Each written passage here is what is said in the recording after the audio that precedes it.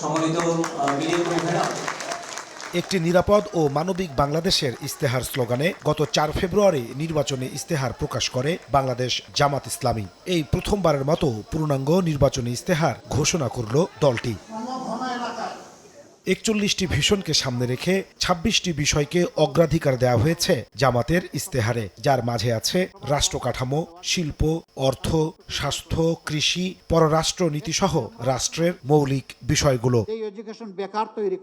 ইস্তেহারে নারীদের জন্য ব্যাপক কর্মসংস্থানের অঙ্গীকার করেছে জামাত। বলা হয়েছে, মাতৃত্বকালীন সময়ে কর্মজীবী মায়েদের সম্মতিতে কর্মঘণ্টা ৫ ঘণ্টা নির্ধারণের কথা। মন্ত্রিসভায় নারীদের অংশগ্রহণের কথা বলা হয়েছে ইস্তেহারে। দরিদ্র শিক্ষার্থীদের মাসে ৩,০০০ টাকা সহায়তা আর স্নাতক পর্যন্ত নারী শিক্ষার্থীদের খরচ বহনের প্রতিশ্রুতি আছে ইস্তেহারে। বদরুন্নেসা ইডেন ও হোম ইকোনমিক্স কলেজকে একীভূত করে বিশ্বের বৃহৎ নারী বিশ্ববিদ্যালয় প্রতিষ্ঠার কথা জানিয়েছে জামাত। ডেন্টিস্টের পরামর্শ নাও নতুন কোলগেট অ্যাক্টিভ সল্ট। কর্মসংস্থান সৃষ্টিকে গুরুত্ব দেওয়া হয়েছে জামাতের ইস্তেহারে। শ্রমশক্তি রফতানি করতে দক্ষতা তৈরি ও বছরে ৫০ লাখ জনশক্তি রফতানির উদ্যোগের কথা বলছে দলটি। এছাড়া সরকারি চাকরির আবেদন বিনামূল্যে আর প্রবাসে কেউ মারা গেলে সরকারি খরচে তার মরদেহ দেশে আনার প্রতিশ্রুতি দিয়েছে জামাত।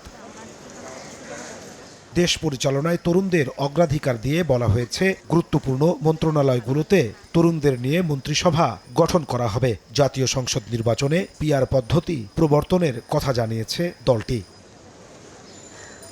২০৩০ সালের মধ্যে ভেজাল মুক্ত নিরাপদ খাদ্যের প্রতিশ্রুতি দিয়েছে জামাত। বলা হয়েছে, ভারসাম্যপূর্ণ পরিবেশ সৃষ্টিতে ৩-০ নীতি বাস্তবায়ন করবে তারা, যার মধ্যে আছে পরিবেশগত অবক্ষয়, বর্জ্য ও বন্যা ঝুঁকি শূন্যের কোঠায় নামিয়ে আনা। ৫ বছরের নিচে সকল শিশু ও ৬০ বছরের উপরে বয়স্ক নাগরিকদের বিনামূল্যে চিকিৎসা সেবার প্রতিশ্রুতি রয়েছে জামাতের ইস্তেহারে। দেশের প্রতিটি জেলায় মেডিকেল কলেজ প্রতিষ্ঠা করার কথা বলছে দলটি। জামাতের ইস্তেহারে অঙ্গীকার করা হয়েছে দুর্নীতিমুক্ত সমাজ ও মানবিক রাষ্ট্র কাঠামো বাস্তবায়নের। জামাত বলছে, প্রতিশ্রুতিগুলো তাদের রাজনৈতিক এজেন্ডা নয়, বরং রাষ্ট্র নির্মাণের দলিল। নাজমুস সালেহী, সময় সংবাদ, ঢাকা।